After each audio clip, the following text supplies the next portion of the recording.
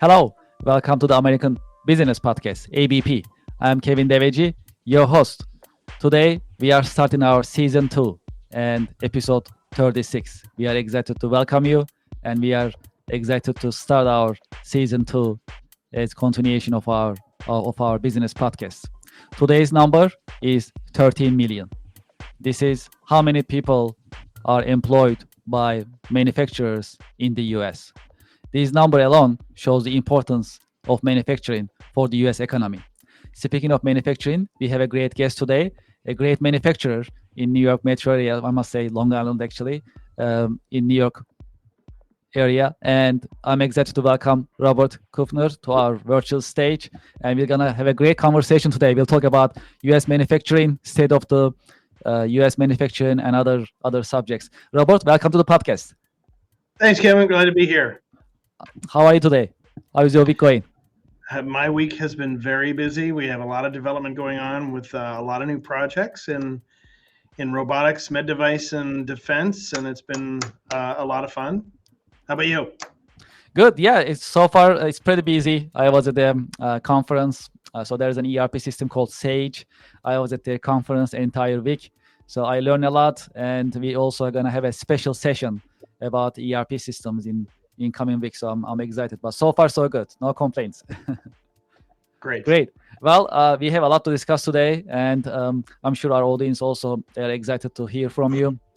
So we've been talking about U.S. manufacturing, importance of U.S. manufacturing, and also challenges in U.S. manufacturing in our podcast in various episodes before with different guests. And we got a lot of views, we got a lot of questions. So U.S. manufacturing is important, and our audience, our listeners also, they love to learn more about it and the latest. So, well, you are the best guest that I can ever have in this subject. You are the manufacturer on Long Island in New York area. Thank you. And Thank yes, so I'm very, very happy to have you. I know you are very busy, and thank you for being with us in your busy schedule. Glad to be here. Like I said, we are one of the largest manufacturers here on Long Island, and manufacturing is still alive on Long Island. For those of you that are on Long Island, yes, coming up. Right, live. That's great. And thriving. That absolutely. We are all for it. We are rooting for it. And as a start, would you please introduce yourself and your organization to our audience and to our listeners? Sure. My name is Robert Kufner. I'm the president and CEO of a company called Designatronics. Designatronics actually has multiple brands, the largest of which is on my shirt, right, on this side. There you go. Yes. STPSI. So Stock Drive Products and Sterling Instrument is a brand that's been around 75 years, believe it or not. So the company's been around a long time here on Long Island. We are a large manufacturer of small scale, medium scale power transmission products. So gears, pulleys, belts, a lot of gearing, and you can see our you can go to our website. I think it's going to be posted in the chat. Mm-hmm. But we're one of the finest CNC manufacturing machining businesses here on Long Island, and glad to be here.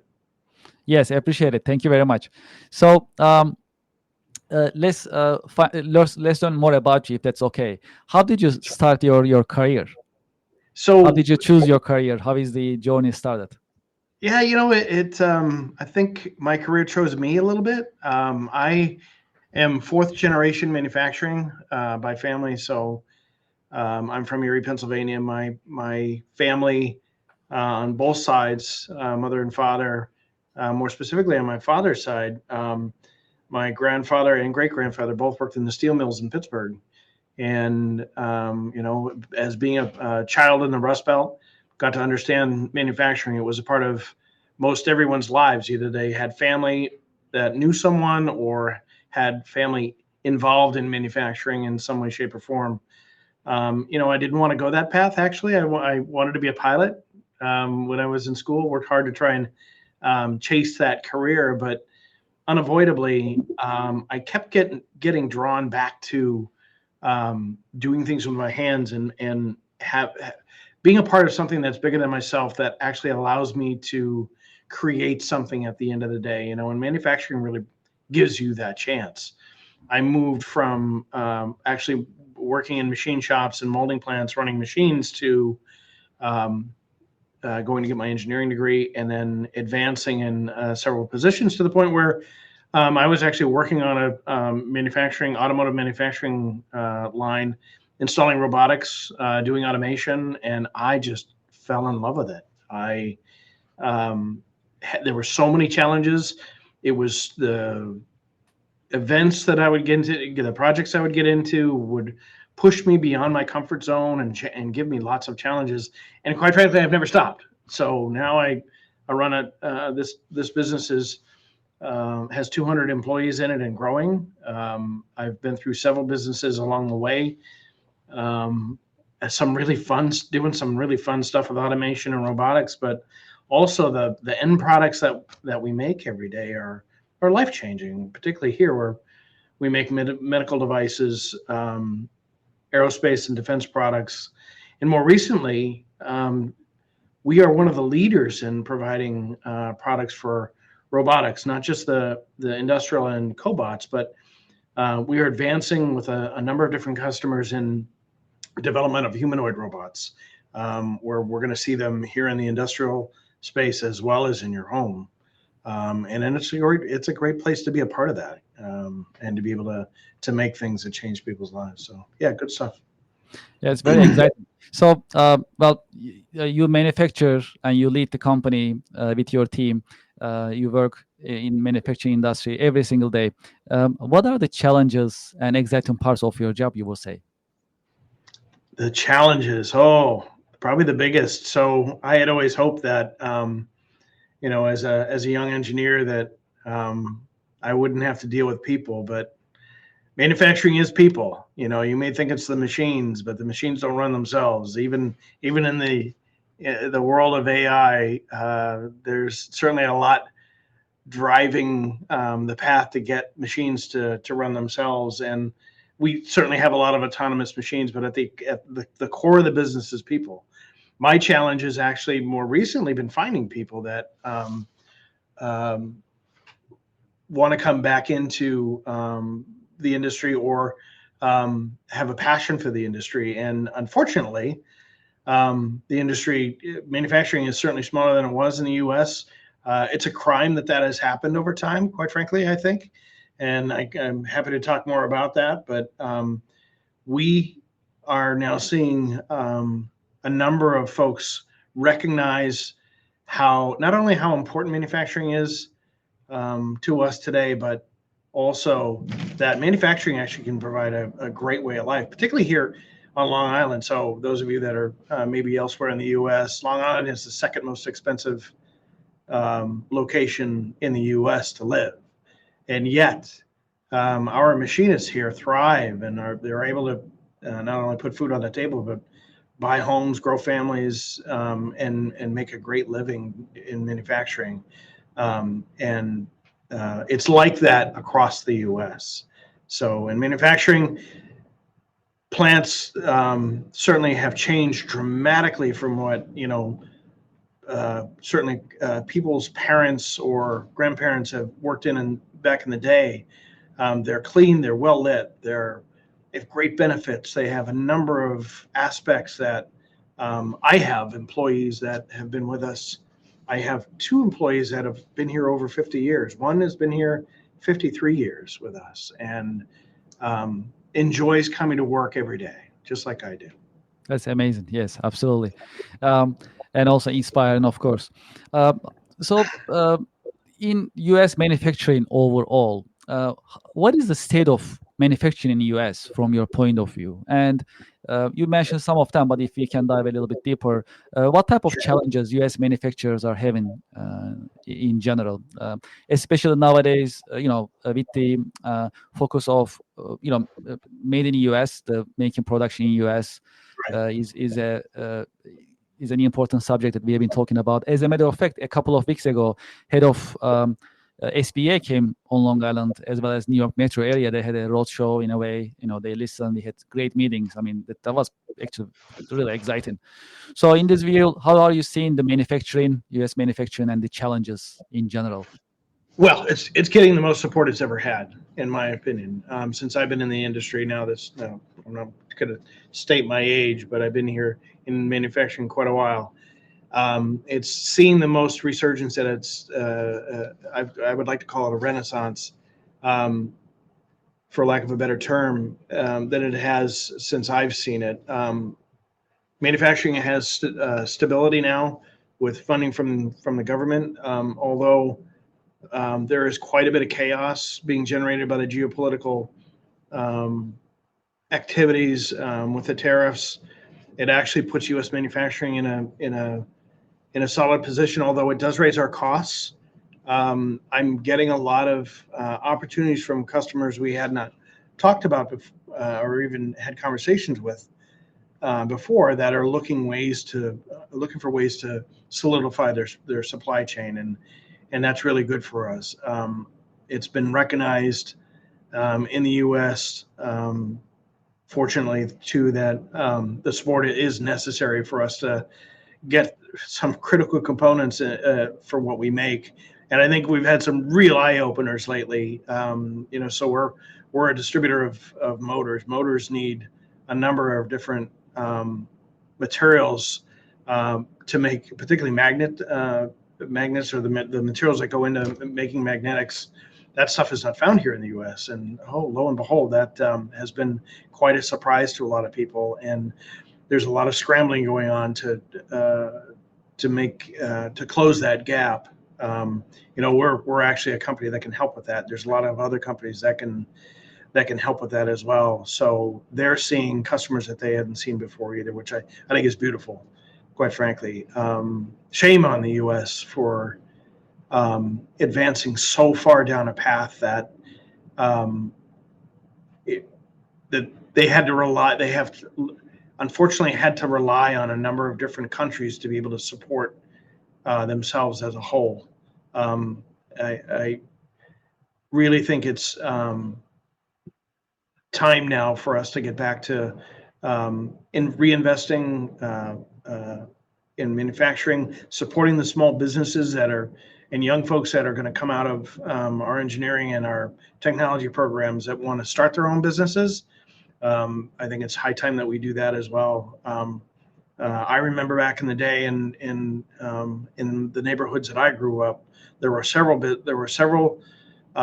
parents that had their own shops that were able to make a great living and support other folks in manufacturing. And I think there's an opening for that, as well as the big companies.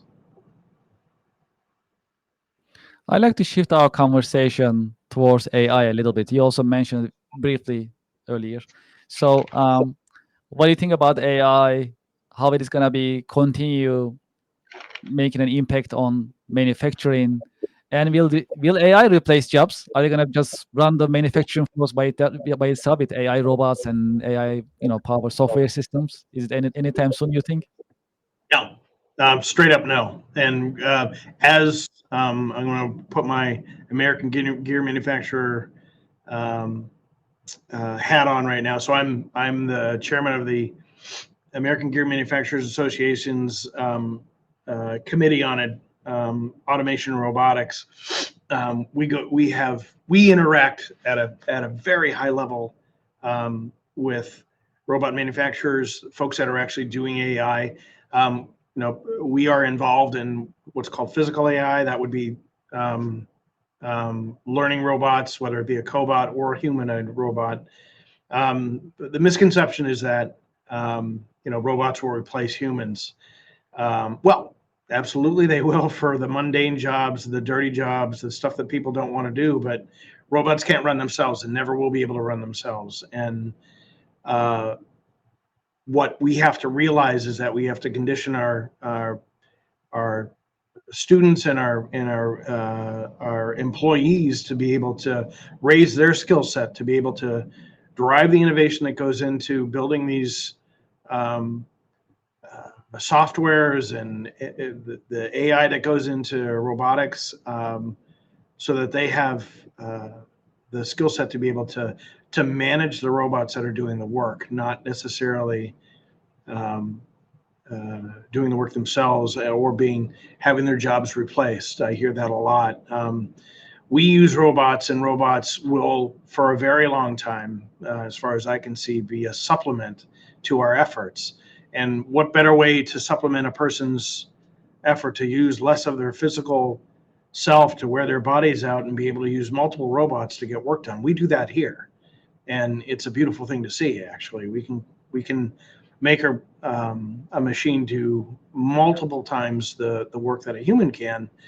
So we have to be able to condition our folks to be able to be prepared to program it, troubleshoot it, set it through its paces, without the fear of it being replaced, of themselves being replaced. And I think they get that now.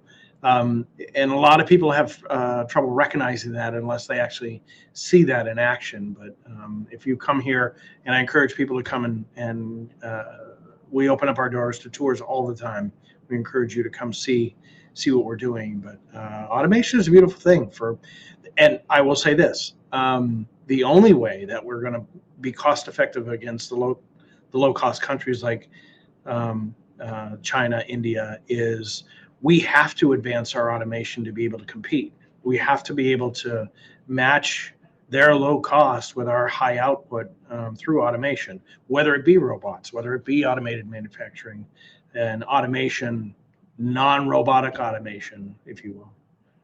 It's a great opportunity for a lot of folks now, particularly our engineers that are in school or just getting started. We, as you know, we do internships and Yes. a lot, but that is a great place for us to immerse our folks in an environment that is so different than a book that I think is necessary. That's actually how I got into manufacturing after my first stint as a machinist. Yes. Well, in my previous career, I had the chance to do some machine shopping with some of our, the head of management back in the time. So we went to Germany. We looked for machinery equipment. We look for made in Germany machinery, kind of Canadians, others, etc. So one thing that I learned at that time was the more complex is the machine, the more difficult is the maintenance process. Yeah, so you like to keep it as simplistic as possible. That will serve the purpose. So yeah, I mean, to your point, we keep talking about robots. So how complex they will be, and robots are not new in manufacturing. There is a ton in different forms of manufacturing processes. But Sure. everyone knows automotive. That's ton of robots making different performing different tasks. But then with the AI and AI powered robots, how complex it will be, how it will be really operational. There is also the cost of these that we will see. Yeah. But to your point, it's really fascinating. Yes. And this actually goes along the lines of your business or your own business that you're involved in. One thing that we've seen with things like ChatGPT, and now one that's really come along that we're using a lot here is called Claude. Amazing ability to do data crunching for us, research, particularly. So we have 13,000 active customers annually with over 100,000 part numbers. We're using AI to match customers with potential products in a much more concise way, overarching way, and quickly, to where it would take us several weeks to do research. We're doing strings of requests by using those chatbots that allow us to do it in 20 minutes. It's amazing.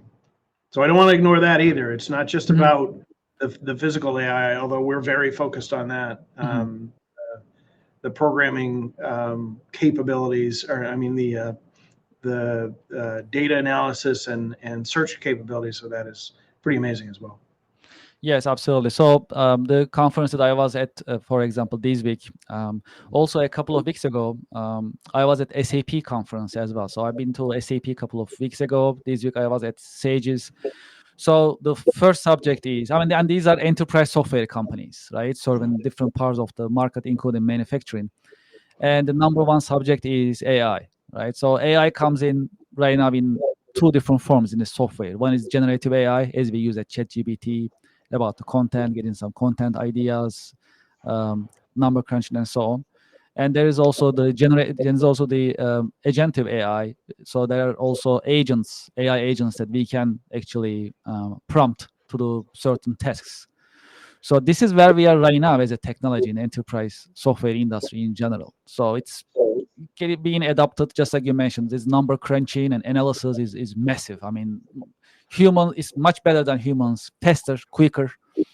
We need to double Yes. check still. However, it's just getting better. It's just getting better. Keeps learning, and this improvement is, continuous learning is what makes the AI different in that sense, comparison to previous, technologies when first time they were introduced. For example, internet, right? So this is in that sense very, very exciting. And we'll see how it's gonna, roll out in U.S. manufacturing. However, to your point, it's an actually opportunity to re-engineer many different things in business in general. So Yes. we can utilize it, especially the automation part can really make the U.S. Different in terms of manufacturing and manufacturing operations. So that's really exciting. I mean, we are fortunate to see these in our lives. Seeing these technologies, these evolution in that sense. So it's really excited to be part of it. Embrace it. I've been surprised that I go. So I go to these conferences for our businesses, and I've been surprised at the dichotomy between who's embracing it and who isn't.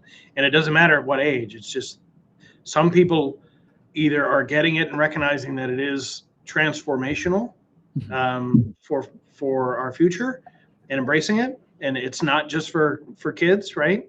And then those who are in denial that, well, it's something I'll get to later. I'm telling you, we have to embrace it now and start weaving it into the fabric of your business. People are communicating in ways now, particularly. So we're also a founding member of New York Robotics, which is a robotics network and future incubator of robotic support for the greater New York City area. And they're beyond that already. So the large portion of the people that are in the network are venture capitalists that are investing in robotics, and I will say that also enormous amount of money in this.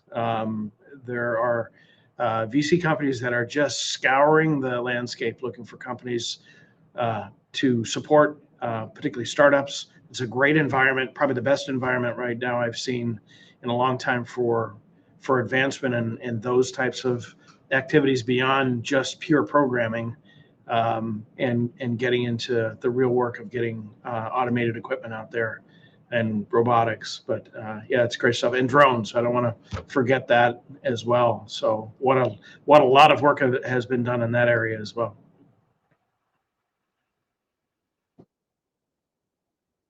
I like to shift our conversation a little bit, if possible. You have decades of experience in manufacturing in the US, and have you had any role models? Are there any role models that you can share with us?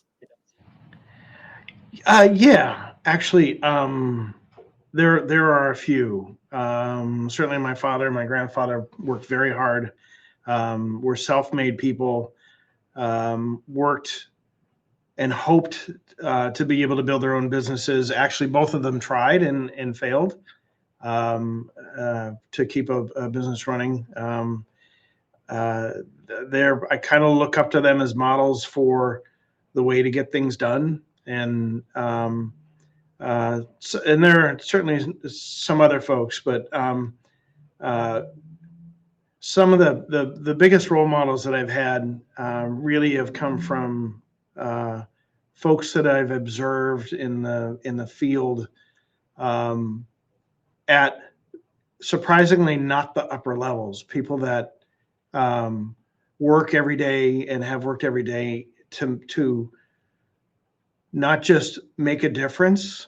So I'm talking about some of the managers I've had the pleasure of working with, because I moved up from being a machinist to an assistant plant manager, then a plant manager, then taking on a couple of plants, then VP and then now CEO, but the folks that have actually done the work, right, and were open to allowing to share their knowledge and just get a lot of pleasure out of paying it forward. I had two specific gentlemen back in Pennsylvania, so they were Marines. One was a drill sergeant at Paris Island, and they both had figured out how to make the transition from the military to manufacturing, which can be a very, very difficult thing, particularly when you're using rank and as a form of control and communication between you and someone else, to be able to become more human or to humanize the situation for themselves. It was very difficult, but they learned a lot about themselves, and they were able to teach me disciplines of day-to-day life. So, before standard work was even popular as a word, that is something that's ingrained into our military folks, which, by the way, are some of the best hires you can possibly have for a manufacturing business. They can integrate very quickly. They're amazing problem solvers, and I encourage anybody who has a business to do their best to try and hire some of our veterans, because they just need a chance. Also, I will say, we actually have 10 folks here that work with us, and they're from our deaf community. They also just need a chance. They are some of the best and hardest working folks that we have, and they consistently outperform on a national level the average for employees, or what would be rated as a standard employee. They really overachieve. And in communication with one of them one afternoon, I had asked her how she got into the business, and I was surprised to find out that it took her years to be able to break into manufacturing. And she said, the only barrier I had is that no one would give me a chance. No one would allow me the opportunity to prove myself, and that gets forgotten about. And so it's just we're very proud of the fact that we support the hearing challenged as well as the physically challenged here in our shop, and we place them wherever we can. So sorry to digress there, but yeah. So role models, I've had several. Over time, they're currently General David Petraeus, who's made also the transition from military life into now he's with KKR, and then there are some other folks out there as well. In your career journey, I'm sure you had some lessons learned. So one of our missions at our podcast is to share educational content with today's and next generation professionals. So in this view, can you tell us some of the lessons learned that you learned in your career journey? Sure, and I have a couple of good ones actually.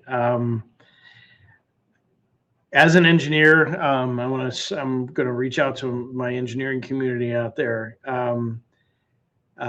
We are terrible communicators as a group. We get into engineering because we like science. It has consistency and repeatability, and the math and science has control, right? Where people don't, right? And interaction and communication with people scares us.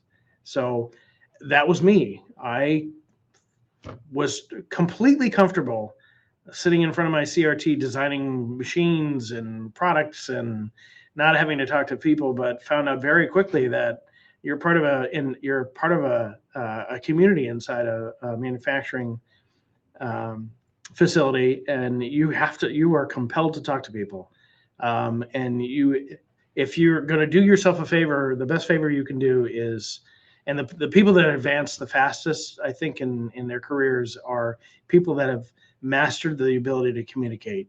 Even the folks that aren't real good at it have learned how to at least do a good job of getting their message across in a group. And the other thing I would say, number two, and probably equally as important, don't be afraid to fail. I've failed a lot. I'll be honest. Even gotten fired from a couple of jobs, right? To be able to learn from those experiences is precious, and it's there. When you fail, it creates an environment where you will feel it personally that you're very very focused. Monday morning quarterbacking that situation, it gives you that fire in the belly that maybe that you didn't have before. And lastly, you're going to be working a long time, so I would probably pick something that you're going to enjoy. So find your passion. What is your why? Why are you going to get up every day and go to work? If you don't have that why, you will move around from job to job and probably not be happy. But seek that out in yourself, and it doesn't have to be a big why. For some people, it's just providing for my family. For some people, it's much more lofty, making a difference in the world and being recognized. So figure that out early, and I think you're going to be better off. What are your biggest passions and interests outside of work? Outside of work, oh, love cars. I love fast cars. I love I follow Formula One and IndyCar and NASCAR. I'm a real big Formula One fan. So yeah, that's a passion. And then also spending time with my family. So Of course, yeah, that's great. Well, actually, you mentioned earlier briefly about internship programs, and yes, I'm a witness. I know how you are focused to introduce manufacturing to next generation, and encourage them to enter into the manufacturing industry as a career choice. And you are very active. I can definitely attest to it. And having said that, so can you tell us about internship programs? How important they are? Also, at your organization, how the internship programs are running, and what type of outcomes that you have been seeing. yes. Mixed outcomes, but all good. I'll be honest with you. Good for the students, good for the businesses. You'd be surprised, those of you that have businesses out there that haven't committed to doing an intern or co-op program. It's a little bit of a step because you have to have a support network. You have to have someone that's going to be able to manage and train and oversee the interns. But if you build that into your management structure, that your managers have to commit to being a part of that process, you'd be surprised at the outcome. And we started our intern program several years ago, and partnered with a number of different high schools here, and have gotten a stream of really good people that are very bright, very motivated, absorbing like sponges, and are actively making a difference in the business in the short time that they're here. So they're usually here from during the summer months, but we also have some folks that come back in the winter break, but also we have a few of them that come back as co-op students for an entire semester. So they'll modify their day and work with us part of the day and then go to school part of the day. But for the students themselves, like myself, it's the best possible learning tool that you could. I imagine immersing a person who is learning into an environment where they're actually going to apply the stuff that they're learning in real time. There's no better learning cycle than that. Do you have any career advice for the next generation who are thinking about getting into manufacturing? Yes, check it out. Go look at, if your school's going to do tours, or if your school has a tech program, check it out. Don't be afraid to take a look at it, particularly the folks that are coming from, like in New York. Greater New York isn't certainly known for its families of manufacturing. As like I had 4 generations of manufacturing. It's usually sales, business, retail, financial. Particularly if you're in families or lines of families that are in those businesses, it's a way for you to make a difference totally different way that you could have ever imagined, and you should check it out. Go to a tour, get involved in one of the industry programs, SME, or there are some others out there in the schools, and go see a manufacturing plant, particularly if you've never been there before. It's a lot different than what your parents are telling you that it looks like. Yes, generally it's considered to be a difficult environment to work with, right? That's just the old mindset that the image comes to mind. I also had the pleasure of visiting, having the factory tour, at your facilities, for example. These are great facilities, and doing great manufacturing operations, and these are great working environment. I also saw it with my own eyes. So that also, to your point, once they see these manufacturing environment, they can also see the latest manufacturing facilities, how they are running, how the working environment is actually designed. Then they can see with their own eyes, and then they can make the decision for themselves. Also, I know you are also a great supporter of the manufacturing day and manufacturing month activities, also on Long Island, and also nationwide, no doubt about it.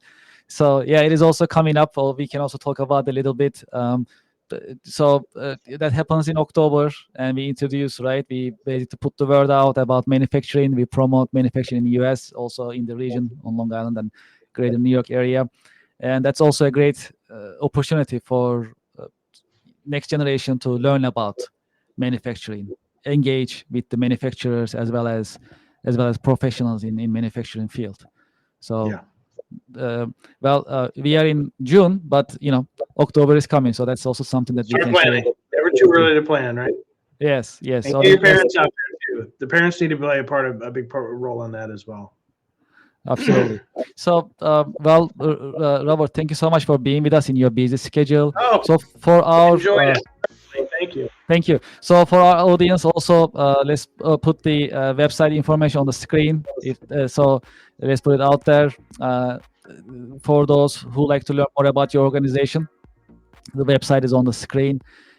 Is there any other? The website is the best way to learn about the organization. What would you say?